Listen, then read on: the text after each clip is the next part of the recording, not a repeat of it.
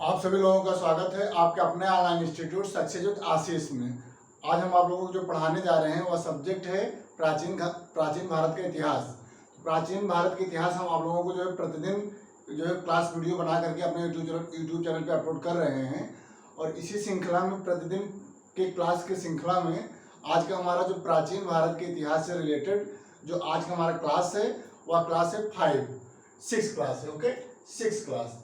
तो 6 क्लास में हम डिस्कस करेंगे वैदिक संस्कृति, यानी वैदिक संस्कृति भारत में किस प्रकार से यह जो है डेवलप हुआ, इसका विकास हुआ, भारत में कहाँ कहाँ जो है भारत के किस क्षेत्र में इसका विस्तार हुआ और किस प्रकार से वैदिक संस्कृति के अंतर्गत वहाँ के जो आर्य थे वो आर्य जो है किस प्रकार से भारत में आए और उनकी क्या संस्कृति थी, किस प्रकार से अपनी संस्कृति की स्थापना भारत में किए।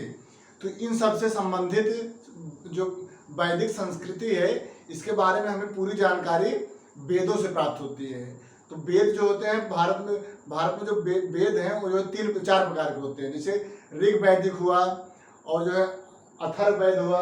जैसे ऋग्वेद, सामवेद, यजुर्वेद, अथर्ववेद। ऋग्वेद, सामवेद, यजुर्वेद और अथर्ववेद, इन चारों वेदों के माध्यम से हमें वैदिक संस्कृति के बारे में पूरी जानकारी मिलती है। ओके, तो इन्हीं से संबंधित हम आज आप लोगों को पढ़ाने चल रहे हैं। इसके पहले हम सिंधु घाटी सभ्यता से रिलेटेड आप लोगों को पढ़ा रहे थे और सिंधु घाटी सभ्यता से संबंधित जो इम्पोर्टेंट फैक्ट था, जैसे जो है सिंधु घाटी सभ्यता का विकास किस प्रकार से हुआ, या जो है सर्वप्रथम कहाँ पे इसकी खोज की गई, इसका विस्तार कहाँ से कहाँ तक भारत में है और किस प्रकार से जो है इसकी राजनीतिक व्यवस्था थी, सामाजिक व्यवस्था थी और आर्थिक व्यवस्था थी। यानी जो भारत में सर्वप्रथम जो सभ्यता पाई गई थी वह सिंधु घाटी सभ्यता के नाम से जाना जाता है। सिंधु घाटी सभ्यता को ही हड़प्पा सभ्यता के नाम से भी जाना जाता है। ओके, चूंकि जो है सिंधु नदी के आसपास हड़प्पा सभ्यता की जो है खोज की गई थी, इसीलिए सिंधु नदी के कारण ही इसको जो सिंधु घाटी सभ्यता कहा जाता है। और सर्वप्रथम पाकिस्तान के जो है पश्चिमी पंजाब प्रांत में मांडगुमरी नामक स्थान पे हड़प्पा का जो है खोज किया गया था। तो हड़प्पा का जो क्षेत्र अधिक होने के कारण और सर्वप्रथम इसकी खोज होने के कारण इसको जो है हड़प्पा सभ्यता के नाम से भी जाना जाता है। इसको हम पहले वाले क्लास में हम ऑलरेडी आप लोगों को पढ़ा चुके हैं। आज की क्लास में हम जो है डिस्कस करेंगे वैदिक संस्कृति। जब जो है सिंधु घाटी सभ्यता का पतन हुआ, उस पतन के बाद जो नई जो है सभ्यता, जो नई संस्कृति भारत में विकसित हुई वह जो है वैदिक संस्कृति थी। तो वैदिक संस्कृति यह जो है एक प्रकार से ग्रामीण जो है संस्कृति थी। ओके, जिस प्रकार से जो है सिंधु घाटी सभ्यता एक जो है नगरीय सभ्यता के नाम से जाना जाता था, लेकिन इसका जस्ट अपोजिट जो है जो वैदिक संस्कृति है यह ग्रामों में विकसित हुई थी, इसीलिए इसको जो है ग्रामीण सभ्यता या ग्रामीण संस्कृति के नाम से जानते हैं। तो यह जो है हिंदू जो है सिंधु घाटी सभ्यता का पतन के बाद जो अगला हमारा संस्कृति भारत में विकसित होती है वह है वैदिक संस्कृति। ओके, इसी से संबंधित आज हम आप लोगों को डिटेल पढ़ाने जा रहे हैं और आप लोगों से रिक्वेस्ट है कि प्लीज़ आप लोग हमारे यूट्यूब चैनल को सब्सक्राइब कर लीजिए और जो है सब्सक्राइब करके बगल में बेल आइकन है उसको आप लोग प्रेस कर दीजिएगा, जिससे हमारा जो प्रतिदिन का क्लास वीडियो होता है इसका नोटिफिकेशन आप लोगों को समय समय से पहुंचता रहे। ओके, तो चलिए आज क्लास हम प्रारंभ करने जा रहे हैं। एक बार पुनः आप सभी का आज की क्लास में हम स्वागत करते हैं और आज की क्लास हम प्रारंभ करने जा रहे हैं। ओके, वैदिक संस्कृति जो है यह एक प्रकार से ग्रामीण संस्कृति के नाम से जाना जाता है। चूंकि जो वैदिक संस्कृति जो वैदिक जो आर्य रहते थे, आर्य जो है यह जो है ग्रामीणों में रहते थे और ये कबीला जो होता था, कबीला बना करके या पशुपालन करते थे। तो जो आर्य थे वह जो है वैदिक संस्कृति के जो है आधारभूत थे, यानी आर्य के द्वारा ही वैदिक संस्कृति का विकास किया गया। और आर्य का जो रहन सहन था, जो उनकी आर्थिक व्यवस्था थी, वह टोटल जो है पशुपालन पे निर्भर थी। तो जो है पशुओं को चराना और जो है उसका जो है दूध का उपयोग करना, यही इनका जो है आर्थिक व्यवस्था का मेन आधार था। इसीलिए कहा जाता है कि ये जो कहीं ये जगह इनका निवास नहीं पाया गया। ये जो है पशुओं को चराते हुए कहीं रुक जाते थे और वहीं पे जो है अपना जो है भोजन बनाते थे, खाते थे, फिर अगले दिन पशुओं को चराते थे। इसी प्रकार से ये जो है पशुपालन के उद्देश्य से एक जगह से दूसरे जगह पे भ्रमण करते थे। तो इसीलिए इसको जो है ग्रामीण सभ्यता के नाम से जाना जाता है, क्योंकि यह हमेशा ग्रामीणों में ये विकसित हुई थी वैदिक संस्कृति। ओके, तो सिंधु सभ्यता के पतन के बाद वैदिक संस्कृति का निर्माण जो है वैदिक संस्कृति का विकास भारत में हुआ था। या जो इसका संस्थापक आर्य थे, वैदिक संस्कृति का जो संस्थापक थे वह आर्य थे। आर्य के द्वारा ही वैदिक संस्कृति का विकास भारत में किया गया था। ओके, आर्य आर्य का अर्थ होता है उच्च या श्रेष्ठ। ठीक, तो आर्य के द्वारा वैदिक संस्कृति का विकास किया गया, इसीलिए जो है इसको आर्य सभ्यता के नाम से भी जाना जाता है। आर्य का अर्थ होता है श्रेष्ठ। पीसीएस में पूछा गया है कि आर्य का अर्थ क्या होता है, तो आर्य मतलब होता है श्रेष्ठ या इसको श्रेष्ठ कहते हैं तो फिर उत्तम कहते हैं, यानी सर्वोच्च या उत्तम। तो ये सब आर्य जो है सब अर्थ जो है आर्य का जो है अर्थ के रूप में जाना जाता है। ओके, तो ऋग्वेद की रचना सप्त सैंधव प्रदेश में हुआ था। ओके, तो जो वैदिक संस्कृति थी या जो है दो काल में डिवाइड थी। दो प्रकार के जो वैदिक सभ्यता जो का विकास दो प्रकार से हुआ था। एक होता है ऋग वैदिक सभ्यता यानी ऋग वैदिक काल। तो दो प्रकार के होते हैं, ऋग वैदिक काल और एक होता है उत्तर वैदिक काल। ऋग वैदिक काल जो होता है वह 1000 BC से यानी 1000 ईसा पूर्व से लेकर के 1500 ईसा पूर्व से लेकर के 1000 ईसा पूर्व होता है ऋग वैदिक काल। तो ऋग वैदिक काल का जो समय होता है वह 1500 से लेकर के 1000 ईसा पूर्व होता है, और जो उत्तर वैदिक काल होता है वह 1000 से लेकर के 600 ईसा पूर्व तक जो है इसका समय माना जाता है। ओके, तो आज हम आप लोगों को जो पढ़ाने जा रहे हैं वह ऋग वैदिक काल यानी ऋग वैदिक काल में किस प्रकार से आर्य अपने जो है आर्थिक व्यवस्था, सामाजिक, राजनीतिक, इन सब का विकास किस प्रकार से भारत में किए, हम इसको जो यहाँ पर डिस्कस करने चल रहे हैं। ओके, तो ऋग वैदिक काल या जो है पूरी तरीके से ग्रामीण सभ्यता के नाम से जाना जाता था ऋग वैदिक काल।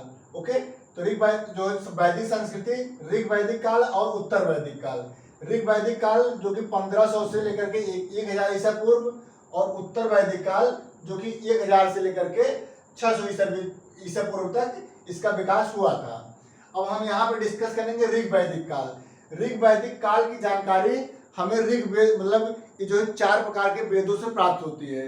तो ऋग वैदिक काल जो है यह ऋग्वेद, सामवेद, यजुर्वेद और अथर्ववेद 4 वेदों में डिवाइड है। 4 प्रकार के वेद होते हैं।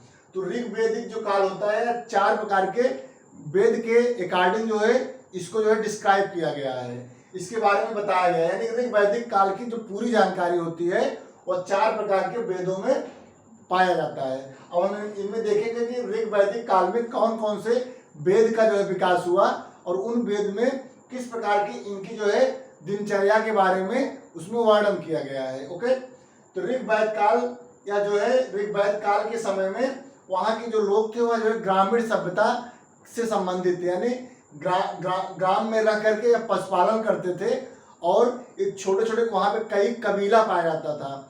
यानी कुछ कबीलों में 15-20 लोग मिल करके एक कबीला का निर्माण करते थे। इसी प्रकार से ये जो है 4-5 या 10-12 कबीला होते थे। कबीला के माध्यम से या जो है एकजुट होकर के कहीं एक स्थान से दूसरे स्थान पे पशुओं को चराते थे, और जो है इनका जो है आर्थिक जो आधार था, आर्थिक अर्थव्यवस्था का आधार था वह पशुपालन था। लेकिन यह कहीं कहीं जो है थोड़ा बहुत कृषि भी करते थे। ओके, तो ऋग्वैदिक काल जो है 4 प्रकार के वेद होते हैं इसमें, ऋग्वेद, सामवेद, यजुर्वेद और अथर्ववेद। अब हम इन चारों वेदों के बारे में आप लोगों को बताने चल रहे हैं। ओके, पहला है ऋग्वेद। ऋग्वेद जो है ये जो है सबसे प्राचीन वेद है, यानी ऋग्वैदिक काल का सबसे प्राचीन वेद को हम ऋग्वेद के नाम से जानते हैं। ओके, तो ऋग्वेद में 10 मंडल होता है। ऋग्वेद में कितने मंडल हैं? ऋग्वेद में 10 मंडल हैं, जिसमें जो है 2 से लेकर के 7 सबसे पुराना मंडल के नाम से जाना जाता है, यानी सबसे प्राचीन मंडल है। तो ऋग्वेद में 10 मंडल है, जिसमें 2 से लेकर के 7 तक को जो है प्राचीन मंडल के नाम से जाना जाता है। 10 मंडल में जो तीसरा मंडल है, तीसरा मंडल इसमें जो है गायत्री मंत्र से संबंधित जानकारियां तीसरे मंडल में दिया गया है। इसी प्रकार से जो चौथा मंडल है, चौथे मंडल में कृषि से संबंधित जो पद्धति होती है, किस प्रकार से कृषि वहां पे की जाती थी, इससे संबंधित जो जानकारी है वह चौथे मंडल में दिया गया है। ओके, तो चौथे मंडल में कृषि से संबंधित प्रावधान के बारे में पूरा जानकारी दिया गया है। इसी प्रकार से 9वें मंडल में सोम देवता के बारे में जानकारी इसमें दिया गया है 9वें मंडल में। इस प्रकार से 10 मंडल में जो 10वां मंडल है उसमें पुरुष सूक्त में जो वर्ण व्यवस्था थी उससे संबंधित जानकारी 10वें मंडल में दिया गया है। ये सब पीसीएस के एग्जामों में पूछा गया है। ओके, तो 10वें मंडल में पुरुष सूक्त में वर्ण व्यवस्था से संबंधित जानकारी दिया गया है। ओके, ऋग्वेद के जो पुरोहित होते थे उनको जो है होता के नाम से जाना जाता था। तो होता कौन होते थे? ऋग्वेद के पुरोहित के नाम से होता को जाना जाता था। ओके, वेद मंत्रों के द्वारा यज्ञ के समय देवता को आवाहन किया जाता था। पुरोहित के ऋग्वेद में पुरोहित के द्वारा जो मंत्र हैं, जो मंत्र के द्वारा जो वहाँ के देवता थे उनको आवाहन किया जाता था। ओके, तो ऋग्वेद में क्या होता था? ऋग्वेद में जो पुरोहित होते थे वह वेद मंत्रों के द्वारा यज्ञ के समय में देवता का आवाहन करते थे। जो वेद मंत्र थे उनके माध्यम से यज्ञ के समय में देवताओं का आवाहन जो वहाँ के पुरोहित थे उनके माध्यम से ऋग्वेद में किया जाता था। ओके, तो ईश्वर के जो स्तुति होता था, देवताओं को स्तुति उनको याद करना, ये जो है ऋग्वेदिक में होता था। सामवेद में क्या था? सामवेद में जो है संगीत के माध्यम से जो वहाँ के मंत्र थे उन मंत्र को संगीत के माध्यम से जो है इसको गाते थे। ओके, तो सामवेद का जो पुरोहित था वह उद्गाता के नाम से जाना जाता था। सामवेद का पुरोहित उद्गाता के नाम से जाना जाता था। तो जो सामवेद का जो पुरोहित था वह गायन करता था, संगीत मंत्रों का गायन के माध्यम से स्तुति करता था। और वर्तमान में जो संगीत का विकास हुआ है वह जो है सामवेद के आधार मतलब यानी जो संगीत है उसका आधार जो है सामवेद है। सामवेद में ही सारे गामा जो है यह सामवेद में ही दिया गया है। ओके, नेक्स्ट है यजुर्वेद। यजुर्वेद में यज्ञ से संबंधित कर्म कांड के बारे में बताया गया है। तो यजुर्वेद क्या है? यजुर्वेद में याज्ञिक यानी कि जो यज्ञ से संबंधित कर्म कांड का समुचित रूप से अनुष्ठान यज्ञ के माध्यम से करते थे। ठीक, तो जो कर्म कांड थे यज्ञ के माध्यम से पूरा कर्म कांड करने की व्यवस्था यह अथर्ववेद में दिया गया है, यजुर्वेद में दिया गया है, यजुर्वेद में। इसी प्रकार से अथर्ववेद है। अथर्ववेद में जादू टोना से संबंधित जानकारी दिया गया है। जादू टोना और जो आयुर्वेदिक जो जड़ी बूटी है उसके बारे में जानकारी दिया गया है। जो चिकित्सा की जो पद्धति उस समय डेवलप हुई थी, विकसित हुआ था, उसके बारे में जानकारी अथर्ववेद में दिया गया है। ओके, तो जो है ऋग्वैदिक काल को जो है 4 वेदों में बांटा गया, यानी ऋग्वैदिक काल यानी ऋग्वेद के संबंधित जो 4 प्रकार के वेद हैं वह है ऋग्वेद, सामवेद, यजुर्वेद और अथर्ववेद। ओके, तो इससे संबंधित हम आप लोगों को बताए हैं। जो इम्पोर्टेंट फैक्ट था उसको ऑलरेडी हम डिस्कस कर दिए हैं। ओके, आर्य जो है कुछ विद्वानों का मत है कि जब वैदिक संस्कृति का जो विकास हुआ था उस समय जो आर्य आए थे, आर्य के द्वारा ही वैदिक संस्कृति का विकास किया गया था। ओके, तो लेकिन प्रश्न उठता है कि आर्य आए कहाँ से थे? आर्य क्या भारत के थे या फिर किसी अन्य देश से भारत में आए थे? इसमें जो है एक विद्वान थे, उनका नाम था मैक्स मूलर। तो मैक्स मूलर के अनुसार जो आर्य भारत में आए थे वह जो है मध्य एशिया से आए थे। ओके, तो मैक्स मूलर के अनुसार मैक्स मूलर के अकॉर्डिंग मध्य एशिया से ही आर्य जो है मध्य एशिया से भारत में आए थे। लेकिन यह जो है बहुत हद तक सही माना जाता है, लेकिन और सब अन्य विद्वानों का अनेक मत इसमें प्रचलित है। जैसे बाल गंगाधर तिलक के अनुसार जो भारत में आर्य आए थे वह कहाँ से आए थे? वह उत्तरी ध्रुव से आए थे। ओके, तो बाल गंगाधर तिलक के अनुसार जो आर्य भारत में आए थे वह उत्तरी ध्रुव से आर्य भारत में आए थे। इसी प्रकार से और अन्य जो है विद्वानों का मत विभिन्न है। इसमें बहुत सारे मत हैं कि आर्य कहाँ से आए थे, लेकिन सर्वाधिक जो प्रचलित मत है वह मैक्स मूलर का है। मैक्स मूलर के अकॉर्डिंग जो आर्य थे वह भारत में मध्य एशिया से आए थे। ओके, तो आर्य जो है मध्य एशिया से भारत में आए थे, यह मैक्स मूलर के अनुसार है। इस प्रकार से बाल गंगाधर तिलक के अनुसार आर्य जो है उत्तरी ध्रुव से भारत में आए थे। आर्य का जो जो जो वैदिक संस्कृति का जो विस्तार था ऋग वैदिक काल में, तो वह जो है 3 नदियों के आसपास इसका जो है फैलाव क्षेत्र पाया गया था। वैदिक संस्कृति का जो क्षेत्र था, जो विस्तार था, वह सिंधु घाटी मतलब सिंधु नदी के आसपास, गंगा नदी के आसपास और सरस्वती की नदी के आसपास के जो है जगहों पे सिंधु जो वैदिक संस्कृति का विकास हुआ था। ओके, जो वेदों में ऐसा जानकारी दिया गया है कि जो वेद थे, जो ऋग वेद है, उसमें सबसे पवित्र नदी के रूप में माँ सरस्वती नदी को जो जाना जाता था। यानी जो सरस्वती नदी थी उनको सबसे पवित्र नदी के रूप में जाना जाता था।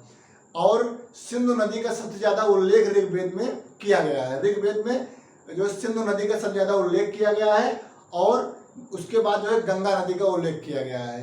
तो ये तीनों नदियों का जो है उल्लेख ऋग्वेद में किया गया है। तो इसी के आधार पे यह कहा जा सकता है कि जो ऋग वैदिक काल था, जो वैदिक संस्कृति थी, उनका विकास इन्हीं तीनों नदियों के आसपास हुआ था। यानी उत्तर भारत और उत्तर पश्चिम भारत के आसपास जो है जो वैदिक सभ्यता का विकास हुआ था। ओके, वैदिक सभ्यता का जो विस्तार था वह उत्तर भारत और उत्तर पश्चिम भारत के आसपास इनका विस्तार पाया जाता है। ओके, तो आज के क्लास में हम आप लोगों से डिस्कस किए हैं कि जो वैदिक संस्कृति का विकास सिंधु घाटी सभ्यता के पतन के बाद किस प्रकार से हुआ और वैदिक संस्कृति में वैदिक संस्कृति को 2 काल में इसको विभाजित किया जाता है, जैसे ऋग वैदिक काल और उत्तर वैदिक काल। तो आज हम आप लोगों को पढ़ाए हैं कि ऋग वैदिक काल से संबंधित किस प्रकार से जो है आर्य से संबंधित जानकारियां दी गई हैं। जैसे जो है ऋग वैदिक काल को हम 4 वेदों में डिवाइड करते हैं और 4 वेदों से ही इस जो है वैदिक संस्कृति के बारे में पूरी जानकारी इसमें दिया गया है। तो इसको आज हम 4 वेदों के बारे में आप लोगों को बताए हैं। अब जो हमारा अगला जो क्लास होगा, जो अगले क्लास में हम आप लोगों से डिस्कस करेंगे, वह है कि ऋग वैदिक काल में किस प्रकार से जो आर्य की जो राजनीतिक व्यवस्था थी, जो आर्थिक व्यवस्था थी और जो सामाजिक व्यवस्था थी, इसको हम अगले क्लास में डिस्कस करेंगे। आज की क्लास में इतना ही। आप लोगों से रिक्वेस्ट है कि प्लीज़ आप लोग हमारे यूट्यूब चैनल को सब्सक्राइब करके जो है प्ले लिस्ट में जाके सभी वीडियो को देखिए और वीडियो को मैक्सिमम शेयर करिए और हमारे यूट्यूब चैनल को मैक्सिमम आप लोग जो सब्सक्राइब करिए। ओके, तो आज क्लास में इतना ही। बहुत बहुत धन्यवाद। Thank you so much.